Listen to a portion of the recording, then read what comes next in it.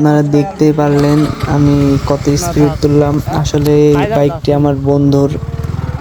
এই বাইকটিতে engine lock মারা 127-128-এর বেশি ওঠে না। আমি অনেক চেষ্টা করলাম যে 150 তোলা যায় কি, তো 125-এর বেশি উঠছে না, কিন্তু 125 খুব স্পিডে উঠছে।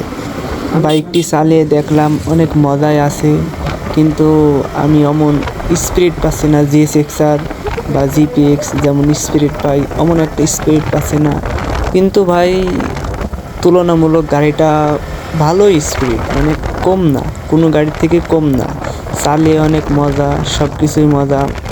সব থেকে বিশেষ কথা হচ্ছে ভাই, বাইকটা রাইড করে খুবই মজা, খুবই মানে খুবই। ব্রেকিং সিস্টেম আছে, ব্রেকিং সিস্টেমটা অন্যান্য বাইক থেকে অনেক তুলনামূলক আর অনেক বাইকটি বিশেষ করে রেস দেওয়ার জন্য বাইক রাইড করে মজা পিলের কিন্তু ভাই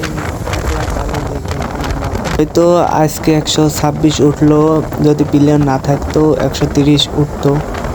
বাংলাদেশের ভিতরে সব থেকে দামি একটা বাইক বলা যায় যেটা R15 MT7 বাইকটি যেমন দাম ঠিক তেমনই বাইক রাইড করে মজা।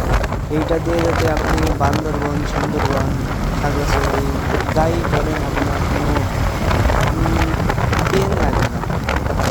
মানুষ যে বলে যে অনেক রাইড করলে নাকি মাথা ব্যথা করে, হাত ব্যথা করে, এটা ভাই ভুয়া কথা ভাই। আপনি 2 দিন চালাবেন, 3 দিনের মাথায় সব কিছু ঠিক হয়ে যাবে, গ্যারান্টি।